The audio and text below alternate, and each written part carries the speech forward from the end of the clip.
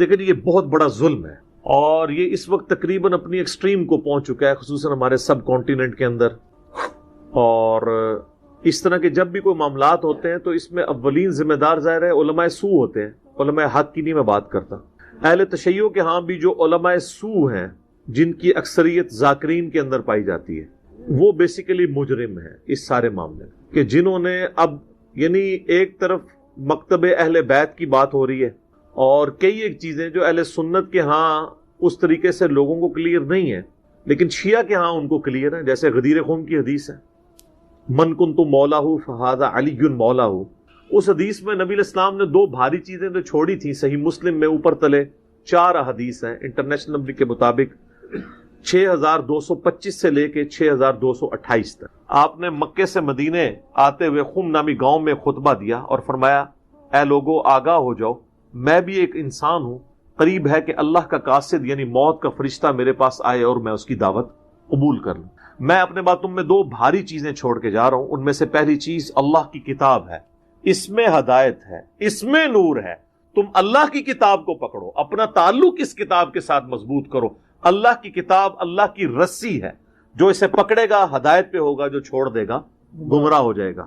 اور دوسری بھاری چیز میرے اہل بیت ہیں، میں اپنے اہل بیت کے معاملے میں تمہیں اللہ کا خوف دلاتا ہوں. میں اپنے اہل بیت کے معاملے میں تمہیں اللہ کا خوف دلاتا ہوں. میں اپنے اہل بیت کے معاملے میں تمہیں اللہ کا خوف دلاتا ہوں. امت نے بالکل الٹ کام کیا، نہ قرآن کو پکڑا نہ اہل بیت کو چھوڑا.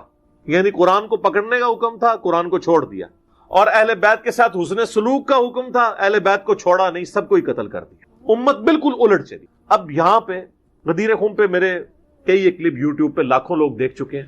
میں آج اس حدیث کو بیان کرنا مقصد نہیں تھا، بلکہ اس حدیث کی کورالری کے طور پہ میں توحید کی بات کروں گا کہ اہل تشیع کے ہاں بڑے دعوے دار ہیں وہ کہ ہم مکتب اہل بیت کو فالو کرنے والے لوگ ہیں. تو غدیر خم پہ تو نبی علیہ السلام نے قرآن کو پکڑنے کا، اہل بیت کے ساتھ اس نے سلوک کا حکم دیا تھا.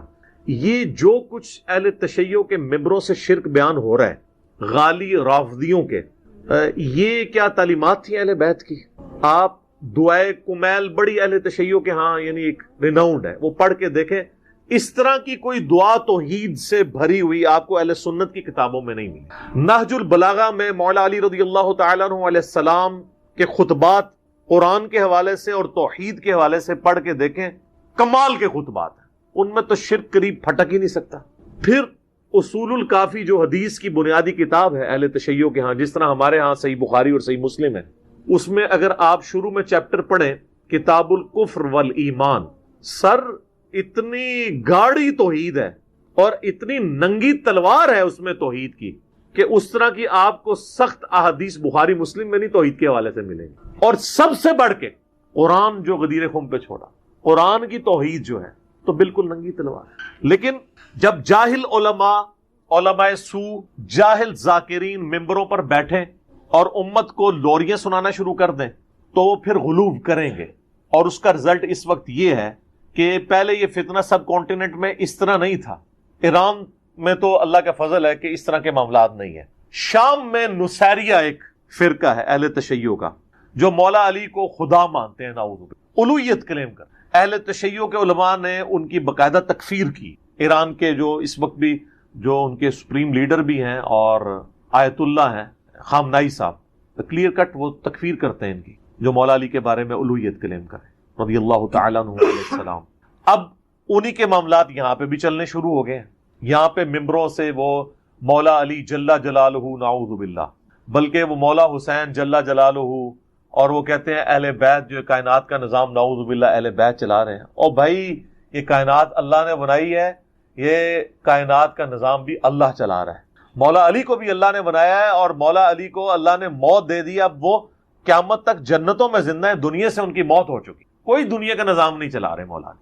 اور قیامت والے دن مولا علی نے ان کو پکڑ کے نا تو دوزخ میں دھکا دینا ہے جنہوں نے مولا علی کے نام کے اوپر یہ شرک شروع کیا. لیکن اب ان کی زبانوں کو کون لگام دے؟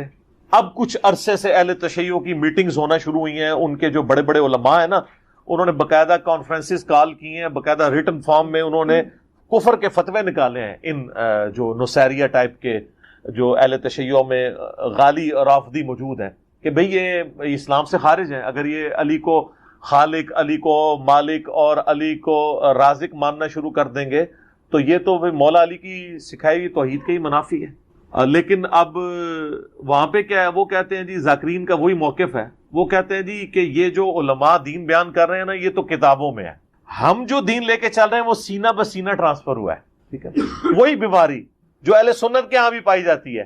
جب آپ کسی کو قرآن و سنت سے دلیل پیش کرتے ہیں تو جو غالی صوفی ہیں وہ کہتے ہیں یار دین سارا کتابوں میں تو نہیں، بلکہ آپ تو غالی علماء نے بھی کہنا شروع کر دیا ہے، حدیث میں آیا ہے، حدیث میں آیا ہے، کہتا ہے نا وہ ایک مولانا نقلیں میری اتارتا نا تو وہ یہ بتانا چاہتا ہے حدیث تو تمہاری ہے، ہمارا کیا حدیث سے لینا دینا، کہتا ہے علماء سے پوچھ پوچھ کے ان کے سینوں سے معاملات چل رہے ہو۔ تو جس طرح اہل سنت کے ہاں غالی صوفی پائے جاتے ہیں جو کہتے ہیں دین سینہ بسینہ ٹرانسفر ہوا ہے، اہل تشیع کے ہاں غالی ذاکرین پائی جاتے ہیں جن کا یہ موقف ہے، اور بدقسمتی سے اکثر ممبر انہی کے ہاتھ میں ہے۔ اب کچھ علماء کو ہوش ہے، میرے پاس تو اہل تشیع کے علماء آتے رہتے ہیں اور ہم سے تو خیر گلے مل کے سنی بھی روتے ہیں کہ جی کیا کریں سنیوں کا، اور شیعہ بھی ہم سے گلے آ کے ملتے ہیں کہ جی کیا کریں ان کا، یعنی جو لوگ درد رکھنے والے لوگ ہیں وہ سمجھتے ہیں کہ ہمارے ان معاملات میں خرابی ہو رہی ہے۔ پچھلے دنوں باقاعدہ کلپ آیا ہے سید جواد نقوی صاحب کا، بہت سٹرکٹ وہ کلپ تھا، انہوں نے کہا کہ یہ آپ حسین کے ماننے والے ہو، حسین نے یزید کے خلاف قیام کیا تھا نا، تم نے اگر قیام کرنا ہے نا تو ان غالی رافضیوں کے خلاف قیام کرو جو مولا علی کے نام کے اوپر شرک پھیلا رہے ہیں۔ انہوں نے کہا کہتے ہیں ابھی آگے بتاتے ہو فلاں نے یہ کہہ دیا فلاں نے، تم وہاں کیوں نہیں کھڑے ہو کے قیام کرتے ان کے خلاف؟ حسین کا نام بھی لیتے اور حسین کے نام پہ ایک بندہ شرک پھیلا رہا ہے۔ حسین نے جان اس لیے دی تھی کہ ان کے نام کے اوپر لوگ شرک پھیلائیں، جس طرح جیزس کرائسٹ عیسیٰ ابن مریم جو امام الموحدین تھے ان کے نام کے اوپر 2.25 ارب عیسائیوں نے شرک پھیلایا ہوا ہے، لیکن عیسیٰ علیہ السلام کی یہ تعلیمات نہیں تھی۔ اب اگر کوئی یہ سمجھتا ہے کہ میں حضرت عیسیٰ کے ساتھ نسبت مضبوط کرنا چاہتا ہوں تو اس شرک سے تو چھٹکارا حاصل کرے جو ان کے نام کے اوپر کھڑا کیا ہے۔ تو ان کو بھی چاہیے، ان میں جو سمجھدار علماء ہیں وہ پبلکلی آ کے لیڈ کریں اور لوگوں کو بتائیں۔ اور اس حوالے سے سید جواد نقوی صاحب حفظہ اللہ تعالی، میں ان کی بڑی قدر کرتا ہوں، انہوں نے بڑا دلیرانہ کام کیا۔ پچھلے دنوں ہم نے ان کے مدرسے کا وزٹ بھی کیا تھا، وہ بھی میری ویڈیو اسٹڈی ہوئی ہے، ان کا باقاعدہ ویڈیو کلپ آیا ہے، اور اسی طریقے سے ثاقب اکبر صاحب کا بھی ویڈیو کلپ ایک آ چکا ہے، حیدر بھائی کا بھی ایک کلپ آیا جس میں انہوں نے بڑا اسٹرکٹلی اس حوالے سے کہا یہ قرآن کی بھی تحریف کر رہے ہیں اور توحید کا جنازہ نکال رہے ہیں۔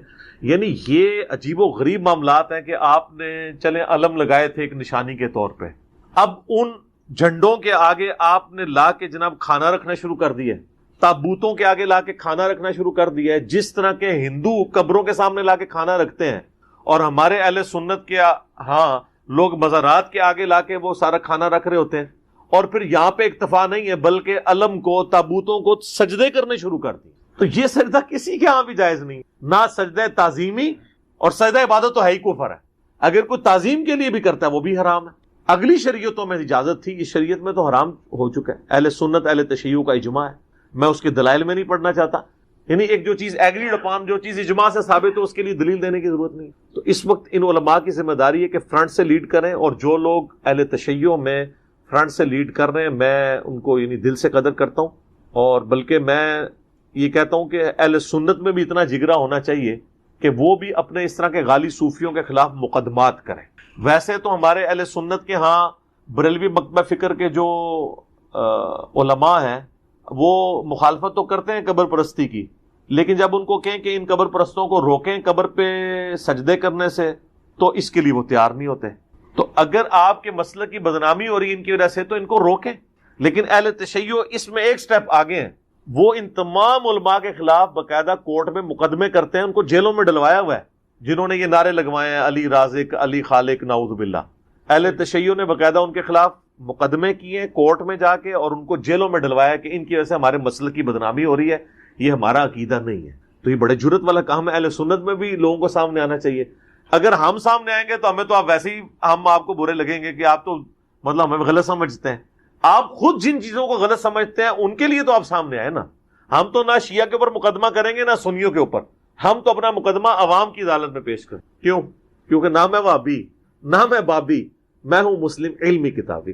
نہ ہم 100 کارڈ کو علمی بات کریں اسے وہابی کہتے ہیں، نہ ہم وہابی ہیں، نہ ہم بابوں کا دفاع کرنے والے بابی ہیں، ہم علمی کتابی مسلم ہیں۔ ہم عوام الناس کی عدالت میں اپنا مقدمہ پیش کرتے ہیں کہ یہ غلط ہو رہا ہے، اس کو روکا جائے اور اسٹرکٹلی اس کے لیے علماء کی ذمہ داری ہے کہ سامنے آئیں اور ایسے لوگوں کو ممبروں سے الگ کریں، ان کا حقہ پانی بند کریں، اور میں اہل تشیع کی عوام سے بھی کہوں گا کہ اپنے ممبروں کے اوپر ایسے لوگوں کو جگہ نہ دیں جو اس قسم کی خرافات پھیلا رہے ہیں۔ اور وہ ائمہ اہل بیت جو توحید کے امام تھے، جنہوں نے توحید کے لیے کہ دفاع کے لیے اپنی جانیں دی ہیں، انہی اماموں کے نام کے اوپر آپ شرک کھڑا کرنا شروع کر دیں۔ جس طرح کہ عیسیٰ علیہ السلام جو کہ توحید کے امام تھے، ان کے نام پر کرسچینٹی نے جو ہے وہ عیسائیت کی بگڑی ہوئی شکل عوام الناس کے سامنے لے آئے۔ باقی ان ہستیوں سے ہمیں ظاہر ہے کوئی نہیں، ان ہستیوں کی محبت تو ہمارے ایمان کا حصہ ہے اہل بیت کی، لیکن محبت میں یہ غلوف نہ ہو کہ ان کو خدا کے درجے پہ فائز کر دیے۔ ہم دنیا میں ہر ہستی سے محبت کس کی وجہ سے کرتے ہیں؟ اللہ کی وجہ سے۔ جامع ترمذی میں حدیث ہے، اللہ سے محبت کرو کہ اس نے تمہیں نعمتوں سے نوازا ہے، اور مجھ سے محبت کرو کیونکہ میں اللہ کا رسول ہوں، اور میرے اہل بیت سے محبت کرو کیونکہ ان کی نسبت میرے ساتھ ہے۔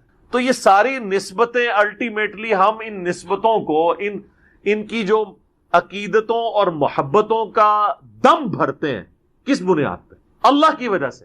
اگر اللہ ہی نکل گیا تو کسی شخص کو رسول اللہ کی محبت، اہل بیت کی محبت، صحابہ کی محبت، بزرگوں کی محبت کیا کام دے سکتی؟ Not at all. شرک is the most sensitive issue in the sight of Allah. اللہ کے حضور شرک ایسا معاملہ ہے، ایسا حساس معاملہ کوئی نہیں ہے۔ کیٹاگوریکلی قرآن حکیم میں 2 دفعہ مینشن ہوا ہے، سورۃ النساء نمبر 48 اور 116 میں، ان اللہ لا یغفر ان یشرک بہ ویغفر ما دون ذلک لمن یشاء۔ اللہ اس گناہ کو تو کبھی معاف نہیں کرے گا کہ کوئی شخص قیامت والے دن شرک کے ساتھ اللہ کے سامنے پیش ہوا۔ اس کے علاوہ جتنے گناہ ہیں جس کے لیے چاہے گا معاف کر دے گا، شرک نہیں معاف کر، نہ چاہے گا کہ شرک معاف کرے۔ یہ بھی ذہن میں رکھیے، وَمَن يُشْرِكْ بِاللَّهِ فَقَدْ ضَلَّ ضَلَالًا بَعِيدًا۔ جو شرک میں پڑا وہ گمراہی میں دور جا کے گر پڑا۔ اور پھر عیسیٰ علیہ السلام کی اللہ تعالیٰ صفائی پیش کر رہا ہے۔ اللہ تعالیٰ فرماتا ہے کہ لَقَدْ كَفَرَ الَّذِينَ قَالُوا إِنَّ اللَّهَ هُوَ الْمَسِيحُ ابْنُ مَرْيَم۔ بے شک وہ کافر ہیں، کٹر کافر، کھلے کافر ہیں، جو کہہ رہے ہیں کہ عیسیٰ ابن مریم ہی اللہ ہیں۔ وَقَالَ الْمَسِيحُ، جبکہ مسیح تو کہا کرتے تھے، یا بنی اسرائیل، اے بنی اسرائیل، اے یعقوب کی اولاد علیہ السلام، اعبدوا اللہ ربی و ربکم، عبادت کرو اس رب کی جو میرا بھی رب ہے تمہارا بھی رب ہے۔ انہ من یشرک باللہ فقد حرم اللہ علیہ الجنہ ومأواہ النار وما للظالمین من انصار۔ بے شک جو کوئی اللہ کے ساتھ شرک کرے گا اس کا ٹھکانہ ہے جہنم، وہاں اس کا کوئی مددگار نہیں ہوگا۔ تو عیسیٰ علیہ السلام خود اللہ تعالیٰ حضرت عیسیٰ کی صفائی دے رہا ہے کہ عیسیٰ علیہ السلام تو توحید کی تھا، یہ حضرت عیسیٰ کا خطبہ ہے، انہ من یشرک باللہ۔ اور بخاری مسلم میں حدیث ہے، نبی علیہ السلام نے فرمایا اللہ تعالیٰ نے ہر نبی کو ایک مقبول دعا دی تھی جو اس نے اس دنیا میں ہی کر لی، میں نے اپنی دعا چھپا کے رکھ لی ہے قیامت کے دن کے لیے۔ میں اس دعا کی برکت سے اپنے امتیوں کی شفاعت کروں گا، اور میری شفاعت سے میرے ہر امتی کو نفع پہنچے گا، سوائے اس شخص کے کہ جس نے اللہ کے ساتھ کسی قسم کا شرک کیا ہوا۔ شرک is the most sensitive issue in the sight of Allah. شرک اللہ کبھی معاف نہیں۔ اور شرک کی بنیادی تعریف کیا ہے؟ شرک کسے کہتے ہیں؟ ایاک نعبد و ایاک نستعین۔ اے اللہ عبادت بھی صرف تیری کریں گے، دعا بھی صرف تجھی سے مانگیں گے، اور کسی کو دعا کے لیے نہیں پکار۔ ظاہر اس باب میں تو آپ جو مرضی کریں، کسی کو پانی پلا دیں، کسی کا وزن اٹھوا دیں، وہ تو ٹھیک ہے، وہ تو قرآن میں حکم ہے، وَتَعَاوَنُوا عَلَى الْبِرِّ وَالتَّقْوَى وَلَا تَعَاوَنُوا عَلَى الْإِثْمِ وَالْعُدْوَانِ۔ نیکی اور پرہیزگاری کے کاموں میں ایک دوسرے کی مدد کرو، اور برائیوں میں ایک دوسرے سے الگ رہو۔ لیکن جو غائب میں مدد کے لیے پکارنا ہے، دعا کرنا ہے، وہ اللہ تعالیٰ کے ساتھ ہاں۔ حتیٰ کہ اس کا کلائمیکس وہ سورہ نمل کی آیت ہے، اَمَّن يُجِيبُ الْمُضْطَرَّ إِذَا دَعَاهُ۔ بھلا بتاؤ تو کون ہے جو اضطراب میں گھرے ہوئے شخص کی دعا کو سنتا ہے، وَيَكْشِفُ السُّوءَ، اور اس سے برائی کو دور کر دیتا ہے، وَيَجْعَلُكُمْ خُلَفَاءَ الْأَرْضِ، اور زمین پہ تمہیں اگلوں کا خلیفہ کرتا ہے، تم مر جاتے ہو تمہاری اولاد، وہ مر جائے گی اس کی اولاد۔ یہ کون بسار ہے؟ اِلَٰهٌ مَّعَ اللَّهِ، کیا اللہ کے ساتھ کوئی اور الہ بھی ہے؟ قَلِيلًا مَّا تَذَكَّرُونَ، بہت کم لوگ ہی نصیحت حاصل کرتے ہیں۔ اس میں اللہ تعالیٰ فرما رہا ہے کہ بھلا بتاؤ کون ہے جو دعا سنے اور تکلیف دور کر دے؟ کیا اللہ کے ساتھ اور الہ بھی ہے جو یہ کام کر سکے؟ یعنی جس سے آپ نے مدد مانگی کہ وہ میری تکلیف دور کرے دعا کے طور پہ۔ ظاہر اس باب تو قرآن میں حکم ہے دعا کے طور پہ۔ ایک تو ہے میں کہتا ہوں نہیں مجھے پانی پلا دیں، ٹھیک ہے، لیکن آپ بغداد میں دفن ہے اور میں یہاں سے بیٹھ کے کہتا ہوں مجھے پانی پلا دیں، یہ شرک ہے۔ یہ جھگڑا ہی نہیں ہے کہ مولا علی علیہ السلام کو اختیار ہے یا نہیں. مولا علی کو اللہ نے اختیار بھی دیا ہو تب بھی مولا علی کو آپ پکار نہیں سکتے مدد کے لیے, کیونکہ مولا علی بھی اللہ کو پکارتے تھے, اور مولا علی کا ماننے والا بھی. مولا علی کا صحیح شیعہ کون ہوگا؟ جو اللہ کو پکارے. ایاک نعبد و ایاک نستعین. تو یہ بہت سینسٹیو معاملہ ہے. مولا علی کے نام کے اوپر اس طریقے سے جو یہ شرک کھڑا کر رہے ہیں, اور اہل بیت کے نام کے اوپر یہ مکتبہ اہل بیت کی بھی بدنامی کر رہے ہیں, اور اس میں سب سے پہلے تو شیعہ کو سامنے آ کے ان کی مخالفت کرنی چاہیے. یہ دیر آئے درست آئے, بہرحال پہلے تو ایک ٹکٹ میں دو مزے کرتے رہے نا. جیسے مزارات پہ جو کچھ شرک ہو رہا ہے نا, علماء مخالفت تو کرتے ہیں اسی مکتبہ فکر کے, لیکن ساتھ مزے بھی لے رہے ہوتے ہیں کہ چلو یار ہمارے ٹھیک ہے, آباد تو ہے نا. یہی شیعہ کے علماء نے مجرمانہ غفلت کی. وہ مانتے تو تھے کہ یہ شرک کر رہے ہیں ذاکرین, لیکن وہ ایک ٹکٹ میں دو مزے کرتے ہیں. ان کا چلو ہماری پبلک تو جڑی ہوئی ہے نا, لیکن اب ان کو اندازہ ہوا کہ نہیں یار, تو کام ٹپ گیا, یہ تو معاملہ ہمارے ہاتھ سے نکل گیا. اب ان کو ہوش آئی ہے, تو جگہ جگہ کانفرنسز ہو رہی ہیں. جواد نقوی صاحب کا بھی کلپ آ گیا ہے, ثاقب اکبر صاحب کا بھی کلپ آ گیا ہے, حیدر نقوی صاحب کا بھی کلپ آ گیا ہے, باقی علماء کا بھی, اور بڑے غصے سے بھرے ہوئے ہیں وہ, کیونکہ ان کو اندازہ ہو گیا کہ یہ معاملات ہم سے بگڑ گئے. آپ یوٹیوب کے اوپر جا کے دیکھیں نصیریہ کے بارے میں ان کے کلپ. اور پھر بلکہ جواد نقوی صاحب نے تو بڑی بولڈ بات کی. انہوں نے کہا یہی باتیں ہیں جس کی وجہ سے پھر لوگ شیعہ کافر کے نعرے لگانا شروع کر دیتے ہیں. یہ تم لوگوں نے یہ کفر کر کے ان کو مجبور کیا ہے. ٹھیک ہے, بالکل ٹھیک. ویسے جو شیعہ کافر کے نعرے لگا رہے ہیں نا, میں تو ان کے حق میں نہیں ہوں, کیونکہ ان کے اپنے بزرگوں نے بھی یہی کام ڈالے ہوئے ہیں, ان کو تو حق ہی نہیں ہے. ٹھیک ہے نا, تو وہ ایک معاملہ الگ ہے. وہ آپ میرا یوٹیوب پہ کلپ دیکھ لیں, شیعہ کا کلمہ کا ثبوت. تو میں نے بتایا کہ شیعہ تو پھر بھی علی ولی اللہ کہتے ہیں نا, علی نبی اللہ نہیں کہتے ہیں. اور دوسرے فرقے جو ان کے خلاف کھڑے ہیں, انہوں نے, ان کے مولویوں نے تو اپنے ناموں کے کلمے پڑھوائے ہوئے ہیں نبی کے نام کے ساتھ. تو علی ولی اللہ اگر کوئی کہتا ہے تو علی ولی اللہ سے ہمیں کوئی چڑ نہیں ہے, کلمے کے ساتھ ایڈ نہ کرے. علی بھی ولی اللہ ہیں, ابو بکر بھی ولی اللہ ہے, عمر بھی ولی اللہ ہے, عثمان بھی ولی اللہ ہیں رضی اللہ عنہم اجمعین وعلیہم السلام اجمعین. ہاں, علی کو کوئی نبی مان لے یا علی کو کوئی رب مان لے تو وہ پکا کافر ہے.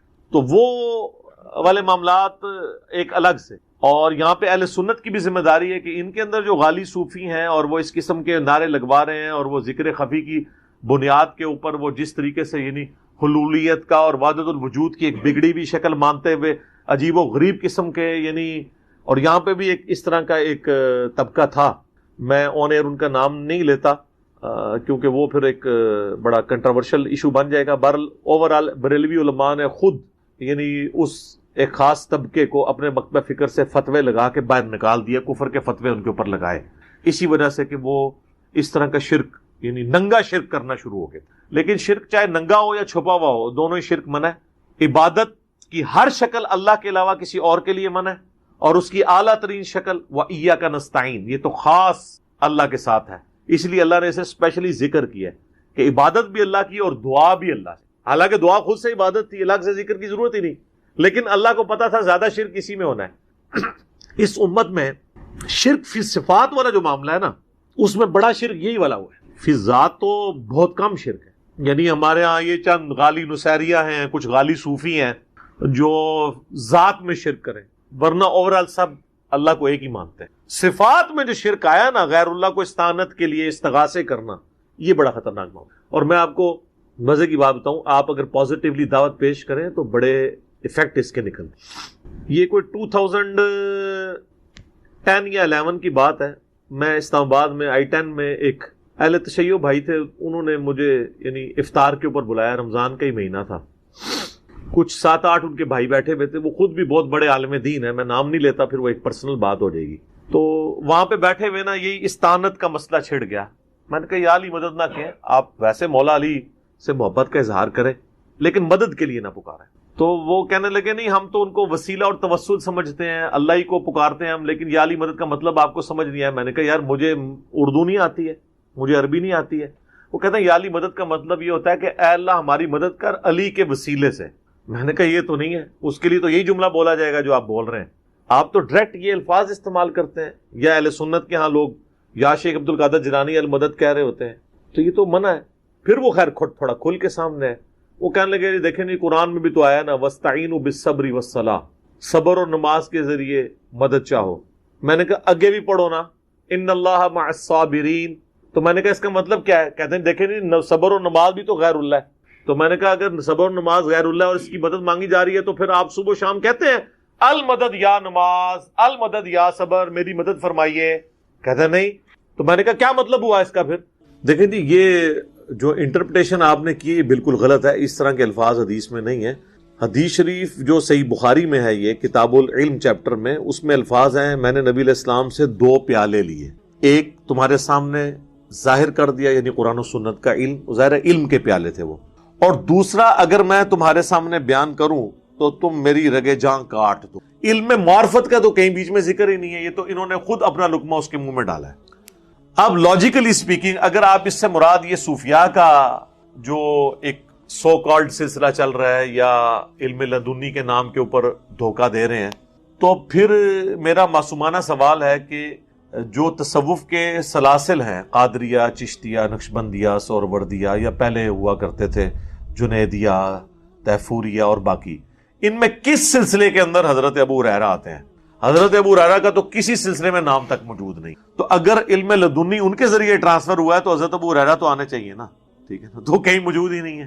اور بھائی صحیح بخاری میں ہی موجود ہے، حضرت ابو ہریرہ نے خود بتا دیا کہ وہ علم کیا تھا. صحیح بخاری کی حدیث ہے کہ حضرت ابو ہریرہ کہتے ہیں مجھے نبی علیہ السلام نے بنو قریش کے یعنی بنو امیہ کے ان لڑکوں کے نام، ان کے ماں باپ کے نام بھی بتائے ہیں جن کے ہاتھوں اس امت کی تباہی ہونے والی. اور بخاری کے الفاظ ہیں جب شام میں بنو امیہ کی حکومت آئی آل مروان کی، تو وہ جو تبا تابعی تھے نا، وہ اپنے دادا سے کہتے ہیں، تبا تابعی کے بھی آگے سے بیٹے ہیں، وہ اپنے دادا سے کہتے ہیں سعید تابعی سے کہ دادا جان لگتا ہے کہ یہ وہی لڑکے ہیں جن کے بارے میں آپ کو حضرت ابو ہریرہ بتایا کرتے تھے. بلکہ وہ خود کہنے لگے ان سے کہ یہ لگتا ہے کہ یہ انہی لوگوں کی حکومت ہے. تو یہ بنو امیہ کے ہاتھوں جو تباہی ہونے والی تھی اس کا ذکر ہے. اس کو سپورٹیو حدیث ہے صحیح مسلم میں، وہ بھی حضرت ابو ہریرہ سے ہے کہ نبی علیہ السلام نے فرمایا کہ میری امت کا یہ قبیلہ میری امت کی اینٹ سے اینٹ بجا دے گا، بنو امیہ. تو صحابہ نے کہا کہ آپ ہمیں کیا حکم دیتے ہیں؟ آپ نے فرمایا کہ کاش میری امت ان سے الگ رہے. جی، مسند ابی یعلا میں حدیث موجود ہے، المستدرک للحاکم میں ہے کہ حضرت ابو ہریرہ کہتے ہیں نبی علیہ السلام نے اپنی وفات سے چند دن پہلے ایک خواب دیکھا کہ بنو مروان کے بندر آپ کے ممبر کے اوپر اچھل کود رہے ہیں، اور اس کی یعنی آپ کو بتایا گیا کہ آپ کی وفات کے بعد یہ حکومت پہ قابض ہو جائیں گے. تو حضور علیہ السلام اتنے پریشان ہوئے کہ حضرت ابو ہریرہ کہتے ہیں کہ اپنی وفات تک پھر حضور کو کسی نے ہنستے ہوئے نہیں دیکھا کہ یہ بندر چڑھیں گے ممبر کے اوپر. یہ بھی حضرت ابو ہریرہ نے روایت کی ہے. تو سر وہ بتا کے گئے ہیں، وہ دوسرا پیالہ منو دس دے گئے نے تانا میں دس رہے ہیں وہاں اینج ہے. صرف انہوں نے اپنی جان بچائی ہے، نام نہیں لیے، کیونکہ انہیں خطرہ تھا کہ یہی حکومت میں بیٹھے ہوئے ہیں تو میری گردن کاٹ دیں گے.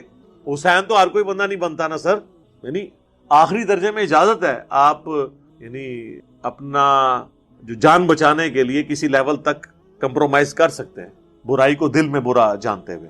ایک اور حدیث ہے مسند احمد کے اندر کہ حضرت ابو ہریرہ یہ کہا کرتے تھے اے اللہ میں جو 70 کی دہائی کا آغاز ہے یعنی 60 کے فوراً بعد، اس سے تیری پناہ میں آتا ہوں اور نوجوان لڑکوں کی حکومت سے. دلائل النبوہ امام بیہقی کی کتاب میں آتا ہے، مشکات میں بھی یہ روایت موجود ہے کہ بازاروں میں چلتے ہوئے وہ دعا کیا کرتے تھے اے اللہ میں جو 60 کی دہائی کا جو اینڈ ہے، 70 کا آغاز ہے اور جو چھوکروں کی حکومت ہے، اس سے میں تیری پناہ میں آتا ہوں.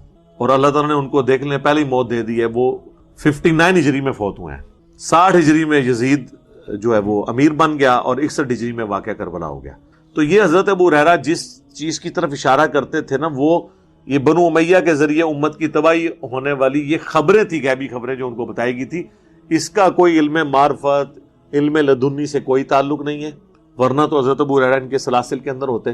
تو یہ اس حدیث کو مس کوٹ کیا جاتا ہے، اور منکرین حدیث خام خواہ اس حدیث کا انکار کرتے ہیں. وہ یہ سمجھتے ہیں صوفیاء کی دلیل ہے، تو آپ پہلے اس کو سمجھ تو لیں وہ حدیث ہے کیا. ان کی کوئی دلیل نہیں ہے، خام خواہ آپ ان کے کھاتے میں ڈال کے اور پھر اس کو ریجیکٹ کرنے کی کوشش کرتے ہیں. آپ علمی طریقے سے معاملات کو لے کے چلیں تو آپ کو پتہ چل جائے گا یہ معاملہ کچھ اور تھا، انہوں نے جان بوجھ کے اسے بگاڑ کے پیش کیا.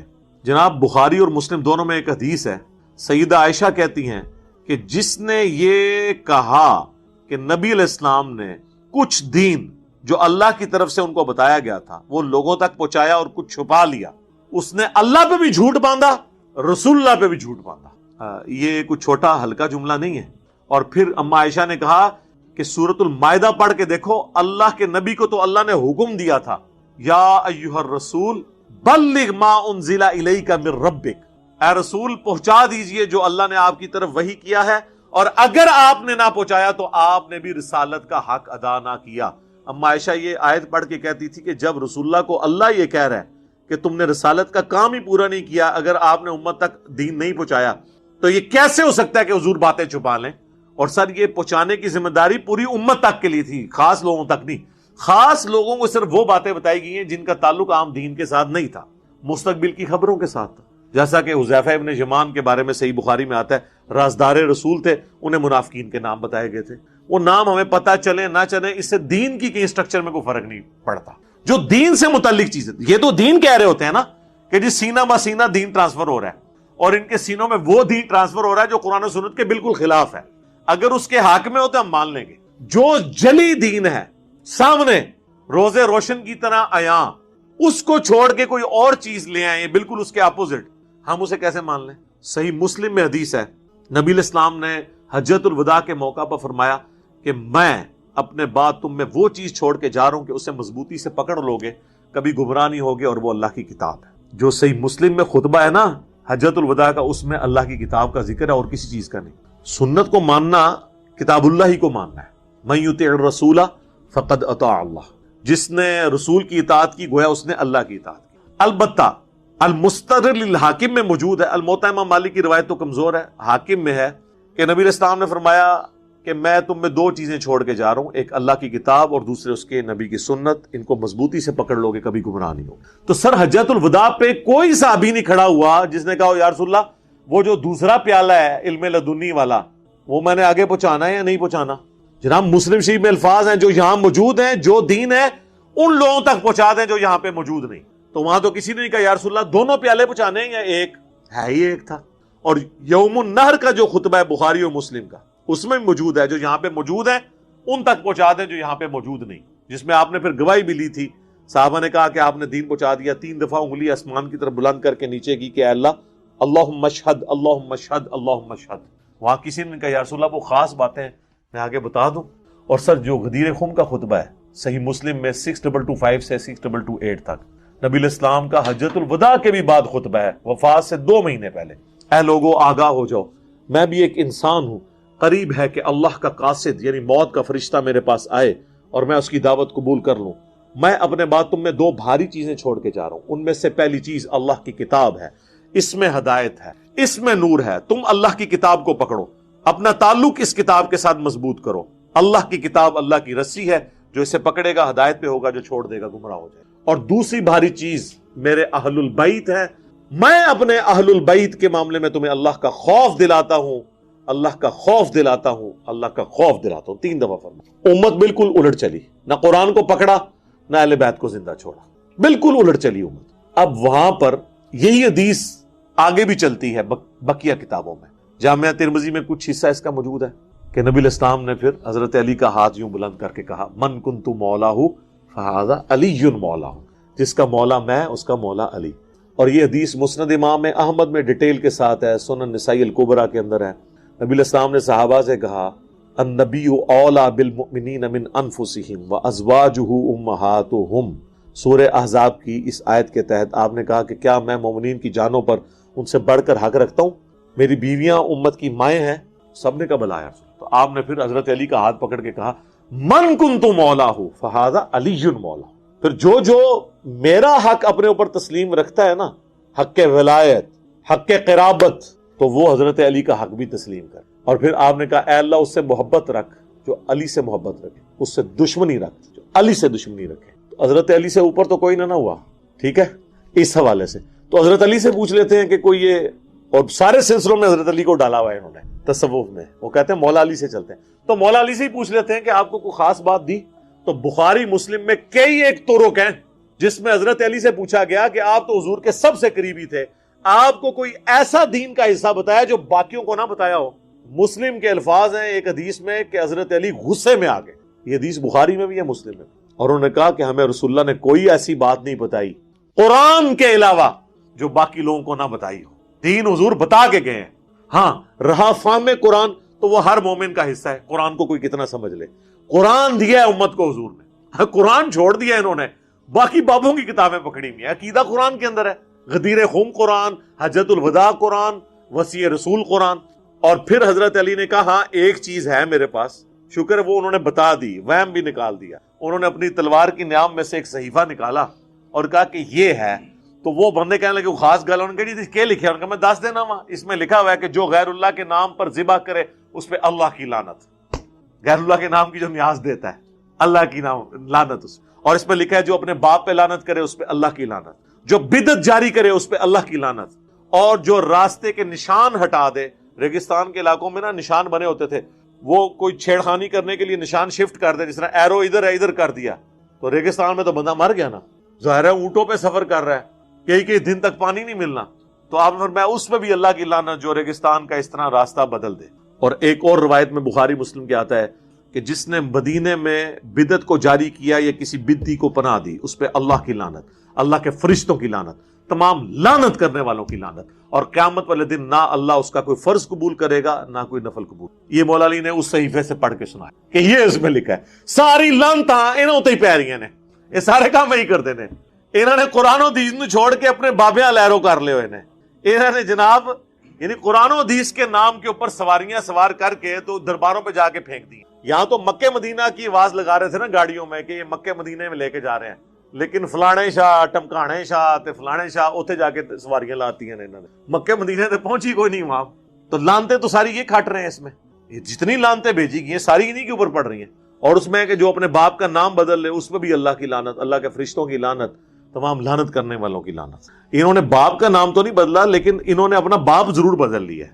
ہمارا باپ کون تھا؟ محمد رسول اللہ، وہی ہے نا، النبی اولیٰ بالمؤمنین من انفسہم وازواجہ امہاتہم، نبی کی بیویاں ہماری مائیں ہیں تو حضور ہمارے کیا ہوئے؟ باپ۔ تو باپ تو انہوں نے بدل لیا، انہوں نے تو اپنے اپنے بابے رکھے ہوئے، اپنے اپنے سلسلے رکھے ہوئے۔ تو سر اسی کو تو ہم عرض کرتے ہیں کہ مرنے سے پہلے اے مسلمان کر لے اس پہ غور، کتابوں کا خدا اور ہے، بابوں کا خدا اور یقین کر یہ کبھی تو نے زندگی میں غور کیا نا تو تیرے اندر سے آواز نکلے گی کیا کہ نہ میں بابی نہ میں بابی، میں ہوں مسلم علمی کتابی۔ تو یہ جو ہم آواز بلند کر رہے ہیں نا وہ اسی لیے کر رہے ہیں کہ یہ آپ نے جو علم لدنی کے نام کے اوپر ڈھکوسلہ کیا ہوا ہے یہ اس طرح نہیں ہے۔ باقی اس حوالے سے پورے لیکچرز میں نے ریکارڈ کروائے ہیں، قصہ موسیٰ اور خضر کے اوپر جہاں سے وہ علم لدنی کو اخذ کرتے ہیں، اس میں میں نے پوری ویڈیو ریکارڈ کروا کے ان کی تسلی کر دی ہے۔ پھر تخت بلقیس والا واقعہ کہتے ہیں جی بندہ لبو، بندہ لب لیا سر، بندہ لب لیا، وہ میری ویڈیو دیکھ لو، لب دیتا ہے۔ اچھا اس کے بعد سلسلہ اویسیہ کی بات کرتے ہیں تو حضرت ویسے کرنی کے اوپر میری ایک ویڈیو ریکارڈ ہے، وہ آپ دیکھ لیں۔ وہ یہ ساری باتیں میں اس میں علم لدنی کے حوالے سے کر سکتا ہوں، اور جو یہ باتیں کریں فی الوقت چونکہ حضرت ابو ہریرہ کو انہوں نے ٹارگٹ کیا تھا اور یہ دو علوم کی بات کی تھی، اس لیے میں نے اس سے ریلیٹڈ باتیں کی کہ یہ بالکل جھوٹ کے اوپر پورے ڈکوسلہ۔ اور مجھے یہ بتائیں کہ جو علم قرآن و سنت میں نہیں ہے اور سینہ بسینہ آ رہا ہے اس کی اہمیت کیا قرآن و سنت سے زیادہ ہو سکتی ہے؟ برابر تو چھوڑ دے، تو پھر اس کی دوست لگا کے ہم کہتے ہیں پڑھو ایاک نعبد و ایاک نستعین، یہ کہتے ہیں نہیں جی وہ تو انہوں نے شعر کہا ہوا ہے، سن فریاد پیراں دیا پیرا میری فریاد سنی کن تر کے ہو، بیڑا میرا وچ کھپراں دے جتے مچ بھی نہ بہندے ڈردے ہو۔ تو یہ ہم انہیں قرآن کی آیات سناتے ہیں، یہ ہو کرتے ہیں، ٹھیک ہے۔ تو خدا کے لیے یہ وہ سینے میں کوئی ایسا علم نہیں آئے گا جو قرآن و سنت کے منافی ہو۔ اور پھر اگلی بات، یہ سینے کس فرقے کے ہوں گے؟ بریلویوں کے سینے، دیوبندیوں کے سینے، ٹھیک ہے، یا اہل حدیث کے سینے یا شیعہ کے سینے۔ ویسے مجھے تو سینے کا گوشت بھی پسند نہیں ہے، یقین کریں، میں تے گول بوٹی کھانا ہوا۔ تو اے سینے کدے ہون گے؟ ایک دوسرے تے مسلمان نہیں سمجھتے، تو سینوں میں نہیں ہے۔ دیکھیں جو کام ہوئے میں فزیکلی سامنے موجود ہیں، آپ کے سامنے نظر آ رہا ہے۔ یہ نسل در نسل سینہ بسینہ کوئی اس طرح کی چیز نہیں ہے جو قرآن و سنت کے منافی ٹرانسفر ہو۔ چونکہ انہوں نے قرآن و سنت کو نہیں ماننا ہوتا، پھر یہ کہتے ہیں علمو بس کریو یار، کبھی کوئی بہانہ کبھی کوئی بہانہ۔ تو ہم تو پیار محبت سے ان کو سمجھا رہے ہیں کہ شاید ان کی آنے والی نسلیں اس دعوت کو قبول کر لیں، اور بڑی تیزی سے اللہ کے فضل سے قبول کر رہی ہیں۔ باقی آپ علم لدنی کے اوپر جتنی میں نے ویڈیوز بتائیں آپ یہ دیکھیں تو آپ کو پتہ چل جائے گا یہ ٹوٹلی جھوٹ کے اوپر ان کا سارے کا سارا معاملہ چل رہا ہے۔ چونکہ انہیں یہ یقین ہے کہ ہماری تعلیمات قرآن و سنت میں موجود نہیں ہے، لہٰذا یہ کہتے ہیں وہ سینہ بسینہ علم بھی آ رہا ہے۔ بالکل آپ کہیں جی آ رہا ہے، مان لیا، لیکن قرآن کے خلاف نہیں ہونا چاہیے۔ حدیث کے خلاف نہیں ہونا چاہیے، تو پھر یہ بیان نہیں کریں گے آپ سے، کیونکہ انہوں نے تو بالکل اس کے الٹ بیان کرنا ہوتا ہے۔ جو صوفیاء کے ہاں یہ کنسپٹ پایا جاتا ہے، اہل سنت میں سے صوفیاء کا طبقہ، اہل تشیع میں بھی یہ کنسپٹ پایا جاتا ہے کہ سینہ بسینہ بھی علم کوئی ٹرانسفر ہوا ہے ادر دین قرآن و سنت۔ ہم اس علم کو مان لیتے اگر وہ قرآن و سنت کے خلاف نہ ہوتا۔ اب یہ تو نہیں ہو سکتا کہ قرآن و سنت کہیں کہ آپ نے اللہ کو پکارنا ہے مدد کے لیے، اور سینہ بسینہ علم کہے کہ اللہ کو چھوڑ کے ہر ہستی کو پکارنا ہے، اور جب کوئی پوچھے کیوں پکار رہے ہو تو کوئی پیچھے اللہ ہی ہے۔ یہ سینہ علم اس لیے نہیں تھا، اگر کوئی یہ ہوتا کہ آپ نے اللہ رسول کو پیچھے کرنا ہے اور اپنے بزرگوں کے سینے آگے لے آنے، تو یہ آیت ان کے لیے موت ہے۔ آیت نمبر 67 سورہ المائدہ کی، یا ایھا الرسول، اے اللہ کے رسول، خاص رسول، بلغ ما انزل الیک من ربک، آپ پہنچا دیں جو آپ کی طرف آپ کے رب کی طرف سے نازل ہوا، وَإِن لَّمْ تَفْعَلْ، اور اگر آپ نے ایسا نہ کیا، یہ بفرض محال ہے، فَمَا بَلَّغْتَ رِسَالَتَهُ، تو آپ نے اپنی رسالت کا حق ادا نہیں کیا، یعنی جو کام آپ کے ذمے کیا گیا تھا وہ آپ نے پورا ہی نہیں کیا، اگر آپ نے اللہ کی طرف سے جو نازل ہوا دین کتاب و سنت کی شکل میں یہ امت تک نہیں پہنچایا۔ بڑا یہ سخت گفتگو ہے۔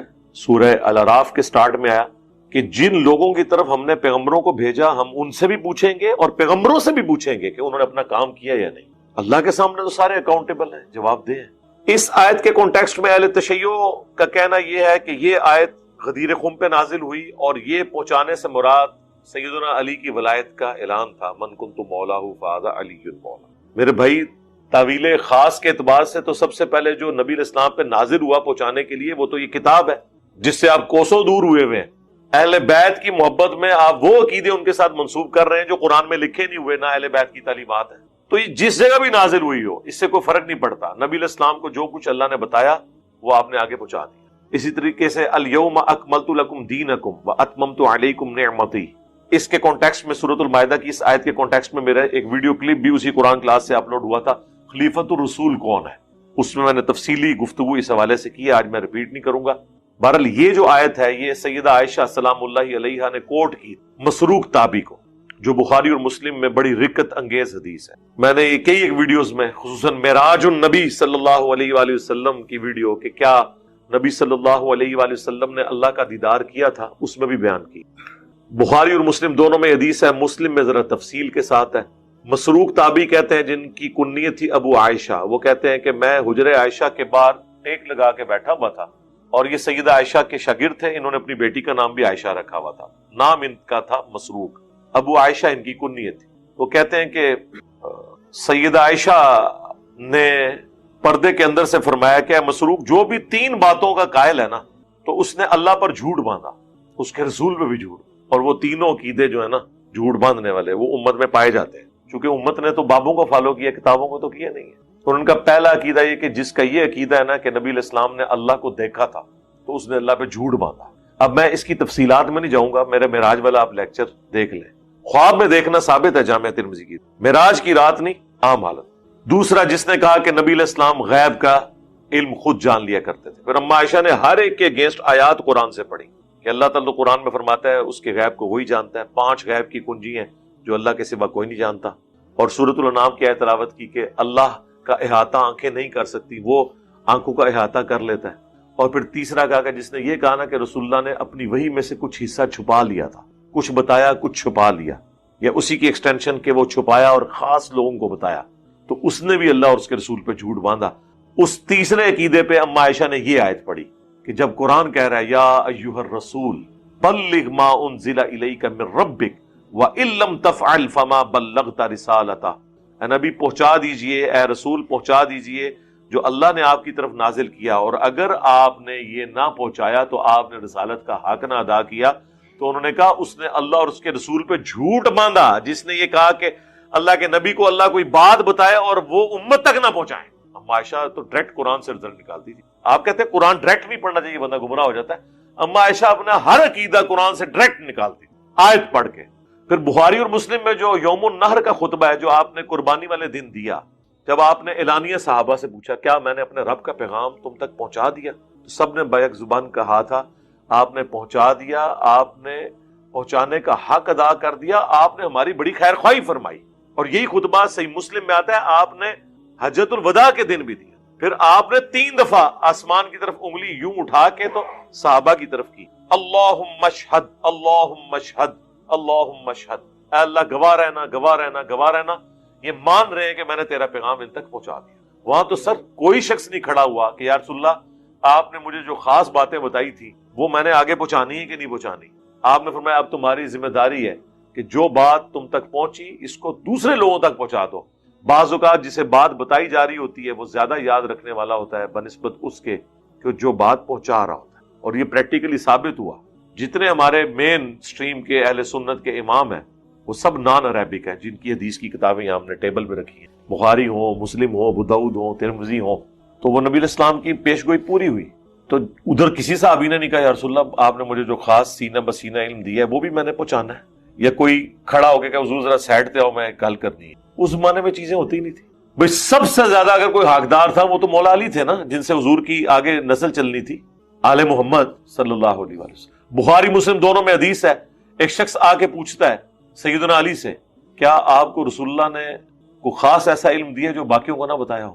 تو مسلم کے تو الفاظ ہیں، حضرت علی غصے میں آ گئے، انہوں نے کہا حضور نے ہمیں وہی کچھ دیا ہے جو تمہیں دیا ہے، قرآن۔